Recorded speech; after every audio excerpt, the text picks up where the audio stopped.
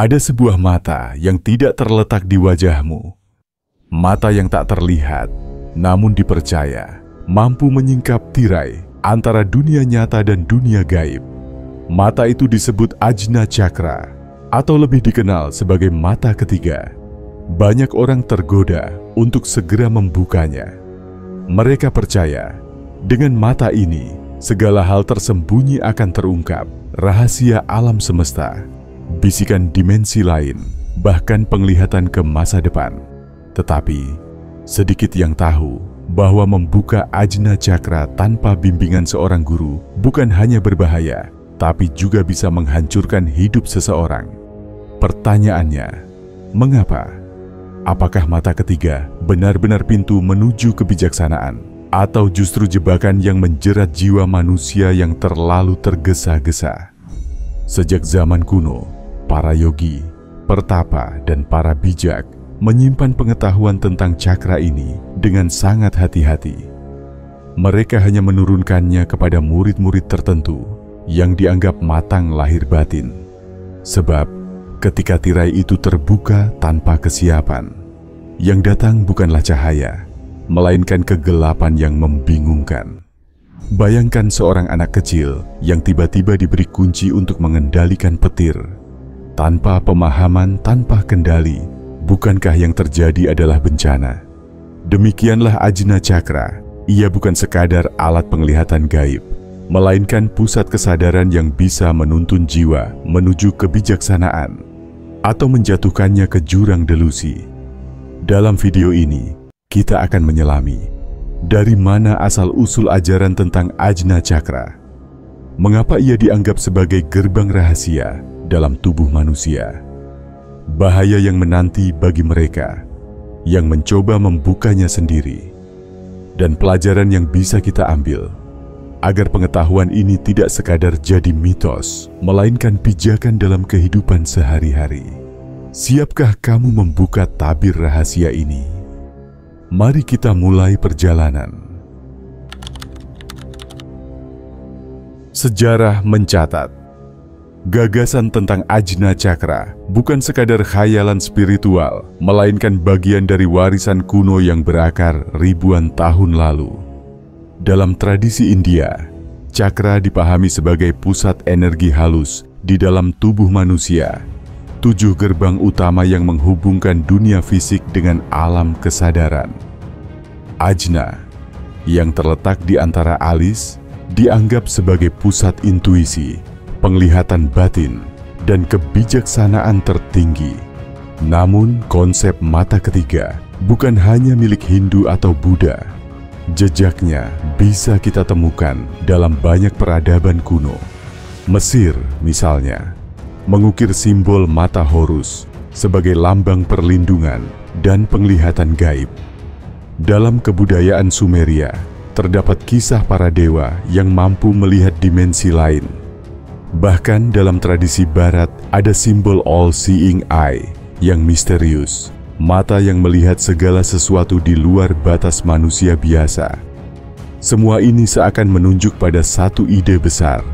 Ada sebuah kemampuan tersembunyi dalam diri manusia, tapi tidak semua orang layak membukanya.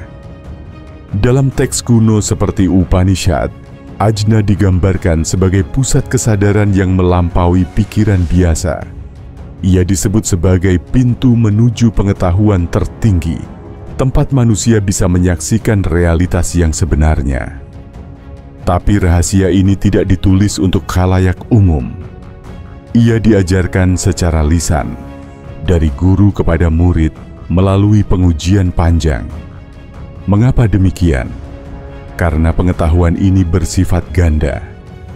Bisa menjadi cahaya penerang, atau bisa menjadi api yang membakar pemiliknya. Para guru kuno memahami satu hal penting. Manusia seringkali tidak siap menghadapi kebenaran yang terlalu besar. Bayangkan seseorang yang tiba-tiba dapat mendengar suara dari dimensi lain atau melihat gambaran masa depan tanpa bisa memahaminya. Alih-alih tercerahkan, ia bisa terjebak dalam kegilaan, paranoia, atau ilusi yang menipu. Sejarah mistik mencatat banyak pertapa muda yang tersesat karena memaksa membuka ajna sebelum waktunya. Mereka tersapu arus penglihatan, kehilangan kendali, dan hidupnya berubah menjadi kehancuran. Lebih dalam lagi, secara filosofis ajna melambangkan pengendalian pikiran. Ia bukan sekadar mata gaib, melainkan simbol kemampuan manusia untuk menyaksikan kebenaran tanpa terikat oleh hawa nafsu. Dalam ajaran Buddha Mahayana, inilah tahap ketika kesadaran melampaui ilusi.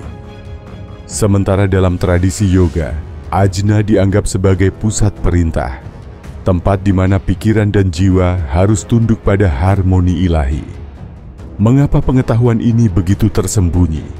Karena sejak dulu, para bijak tahu bahwa manusia mudah terpesona oleh kekuatan. Setiap kali ada jalan pintas untuk meraih kemampuan luar biasa, selalu ada bahaya kesombongan dan penyalahgunaan. Ajna tidak pernah dimaksudkan sebagai trik gaib untuk pamer kekuatan. Ia adalah jalan menuju kerendahan hati dan penyatuan dengan kebenaran yang lebih tinggi. Di Nusantara sendiri, jejak pemahaman tentang mata batin juga hidup. Para leluhur mengenalnya dengan istilah berbeda, mata hati, indera keenam, atau ilmu kebatinan. Walaupun nama dan praktiknya bervariasi, esensinya tetap sama. Manusia dipercaya memiliki gerbang rahasia yang bisa dibuka, namun hanya dengan kesiapan, bimbingan, dan kesucian niat. Maka, ketika kita berbicara tentang ajna cakra, kita sebenarnya berbicara tentang warisan lintas peradaban. Suatu pengetahuan kuno yang disembunyikan bukan karena egoisme, tetapi demi melindungi manusia dari dirinya sendiri. Seperti pedang bermata dua, ia bisa menjadi alat pembebasan atau alat kehancuran. Ajna cakra sering disebut sebagai mata ketiga. Namun, penyebutan itu bisa menyesatkan karena orang membayangkannya sebagai mata fisik yang bisa melihat hantu atau menembus dinding. Padahal, ajaran kuno tidak pernah menyederhanakan ajna seperti itu. Ia bukan sekadar indera tambahan, melainkan pusat kesadaran yang mampu menyingkap lapisan-lapisan realitas yang tersembunyi dari pandangan biasa. Untuk memahaminya, bayangkan kesadaran manusia seperti sebuah ruangan yang dipenuhi cermin. Cermin itu memantulkan gambar pikiran, emosi, keinginan, dan ingatan. Kebanyakan orang hanya melihat pantulan itu, lalu mengira bahwa pantulan itulah kenyataan. Ajna adalah titik di mana seseorang bisa menembus pantulan itu, menyingkap ruangan sebenarnya yang ada di balik cermin. Tetapi disinilah bahayanya. Apa yang ada di balik cermin tidak selalu indah. Seringkali yang pertama kali muncul adalah bayangan-bayangan dari dalam diri sendiri. Ketakutan, luka lama, hasrat yang ditekan, bahkan sisi gelap yang selama ini disembunyikan. Tanpa bimbingan seorang guru, seorang pencari bisa terjebak dalam pusaran halusinasi batinnya sendiri. Mengira ia melihat dunia gaib, padahal hanya sedang berhadapan dengan kekacauan jiwanya. Para yogi kuno memahami hal ini dengan sangat jelas. Karena itu, dalam teks yoga klasik, ajna disebut juga sebagai cakra perintah. Artinya, ia adalah pusat kendali, gerbang yang hanya bisa dibuka ketika seluruh tubuh, pikiran, dan jiwa sudah berada dalam harmoni. Guru adalah penjaga gerbang itu. Ia memastikan murid tidak tergesa-gesa, tidak terjerumus oleh kesombongan, dan mampu membedakan mana yang sejati dan mana yang hanya tipuan batin. Mari kita ambil satu analogi sederhana. Seorang anak kecil bisa menyalakan api dengan mudah. Tapi apakah ia tahu bagaimana cara menjaga api agar tidak membakar rumahnya? Sama halnya dengan ajna. Membuka cakra ini bukanlah hal sulit. Ada banyak teknik, meditasi, atau bahkan ritual instan yang beredar hari ini. Tapi mengendalikannya, memahami arus energi, dan menjaga keseimbangan, itulah yang mustahil dilakukan tanpa pengalaman panjang. Ada sebuah kisah kuno yang sering diceritakan di kalangan mistik India. Seorang pertapa muda begitu terobsesi dengan kekuatan mata ketiga. Ia berlatih sendiri, tanpa bimbingan guru. Pada suatu malam, ia berhasil membuka sesuatu. Ia mulai melihat bayangan-bayangan, suara-suara, dan cahaya-cahaya yang menakjubkan. Ia mengira telah tercerahkan. Namun beberapa bulan kemudian, pikirannya kacau. Ia tak bisa membedakan nyata dan ilusi. Tubuhnya sakit, jiwanya tersiksa. Ia berakhir sebagai pengembara gila, berteriak di jalanan. Kisah ini dijadikan peringatan. Bukan Ajna yang menghancurkannya, melainkan ketidakmatangan dirinya sendiri. Di balik semua ini, ada pelajaran mendalam bahwa Ajna bukanlah permainan. Ia adalah pintu ke kesadaran yang lebih tinggi, dan setiap pintu selalu dijaga. Guru adalah penjaga itu, bukan untuk mengekang, tapi untuk melindungi. Ia memastikan murid tidak hanya melihat cahaya, tetapi juga siap menanggung tanggung jawab dari cahaya tersebut. Secara filosofis, membuka Ajna berarti menyingkap batas antara dunia lahir dan batin. Dunia yang penuh simbol, bisikan, bahkan rahasia ilahi yang tidak bisa dijelaskan dengan kata-kata.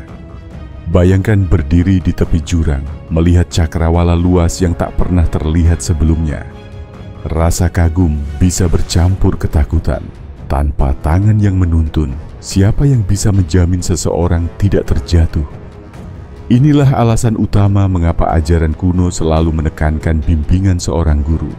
Karena bukan hanya soal apa yang dilihat, tapi bagaimana memaknainya. Banyak orang modern tergoda mengejar Ajna demi kekuatan gaib, kemampuan membaca pikiran, melihat masa depan, atau berbicara dengan entitas tak kasat mata. Tapi tujuan sejatinya jauh melampaui itu. Ajna adalah gerbang menuju kebijaksanaan, bukan panggung untuk pamer. Maka pertanyaan besar itu kembali muncul.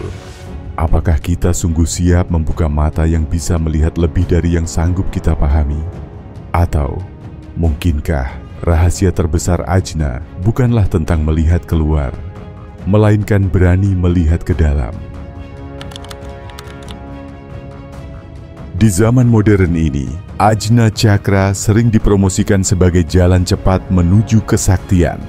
Di internet, tak sulit menemukan tutorial membuka mata ketiga hanya dengan meditasi singkat, simbol tertentu, atau bahkan praktik aneh yang menjanjikan hasil instan.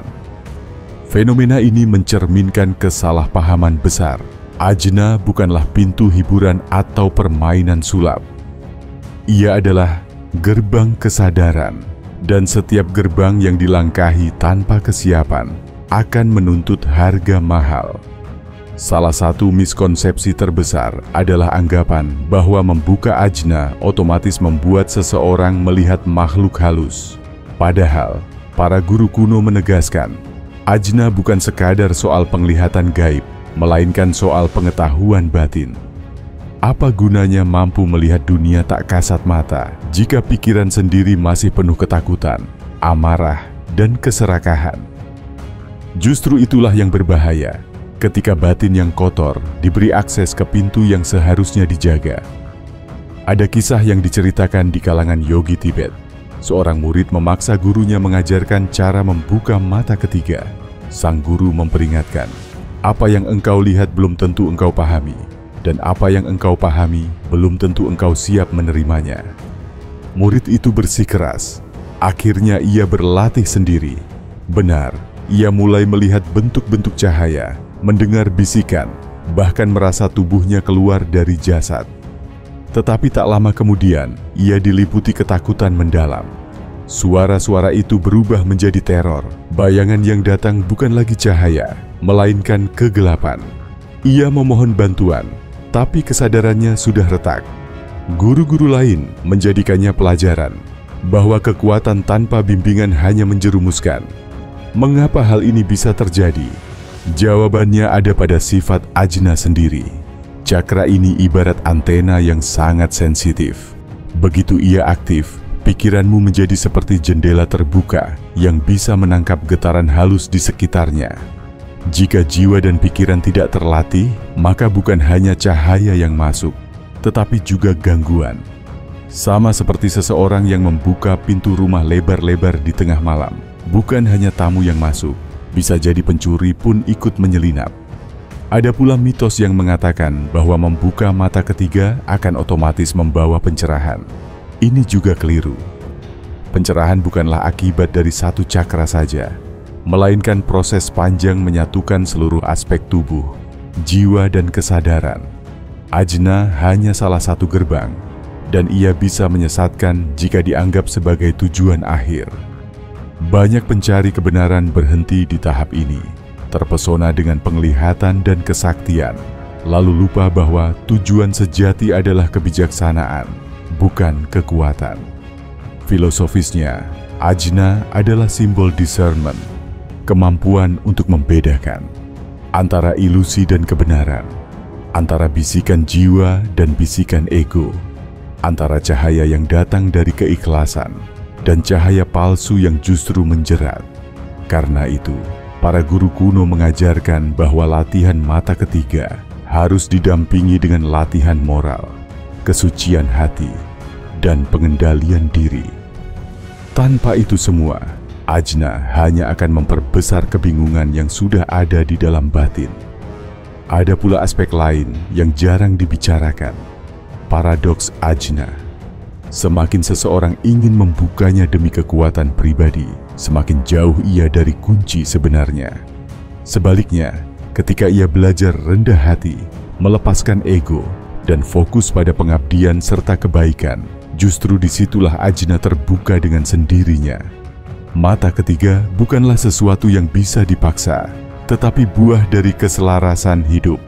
Pertanyaan yang sering muncul adalah, mengapa ilmu ini disembunyikan, padahal bisa memberi manfaat besar? Jawabannya sederhana, karena kebanyakan manusia belum siap. Bayangkan jika semua orang bisa membaca pikiran orang lain atau melihat hal-hal yang tersembunyi, dunia akan kacau. Rahasia manusia bukan untuk diobral. Alam memberi tirai bukan untuk membatasi, tapi untuk melindungi. Tirai itu baru dibuka ketika seseorang benar-benar siap secara batin dan spiritual. Maka, inti dari semua peringatan ini bukanlah larangan buta, melainkan nasihat penuh kasih. Guru bukanlah penjaga rahasia yang pelit ilmu, melainkan pelindung yang tahu betapa rapuhnya jiwa manusia ketika berhadapan dengan sesuatu yang lebih besar dari dirinya. Ajna Cakra memang bisa membuka tabir gaib, tetapi sebelum itu, ia lebih dulu menyingkap siapa dirimu sebenarnya. Dan terkadang, menghadapi diri sendiri adalah hal yang paling menakutkan. Jadi, jika ada yang bertanya, mengapa Ajna Cakra dilarang dibuka tanpa guru? Jawabannya jelas.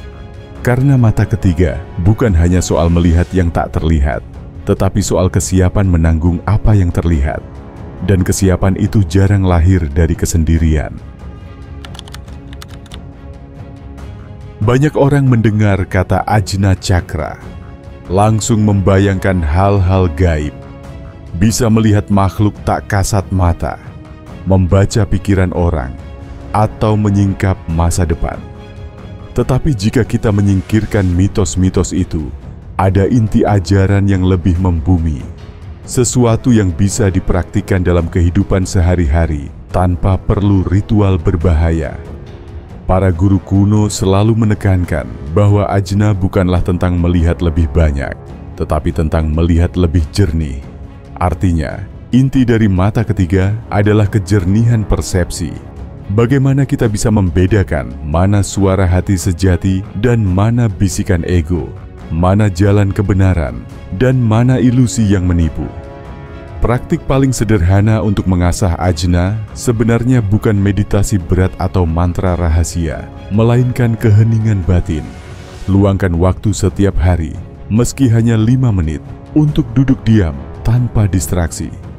Tutup mata, tarik napas perlahan, lalu perhatikan arus pikiranmu. Jangan mencoba melawannya, hanya saksikan. Dari sini, kita belajar bahwa pikiran adalah arus yang tak pernah berhenti, dan kita hanyalah pengamat. Inilah langkah pertama membangunkan kualitas ajna, menjadi saksi, bukan korban dari pikiran kita sendiri. Selain itu, disiplin moral juga menjadi fondasi.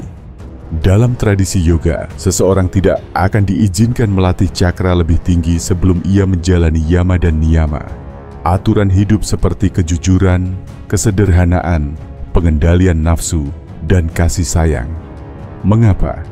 Karena tanpa fondasi ini, kekuatan ajna hanya akan memperbesar kelemahan batin. Orang yang pemarah, misalnya, akan semakin tersiksa jika memiliki intuisi tajam. Orang yang serakah bisa menyalahgunakan penglihatannya untuk kepentingan pribadi.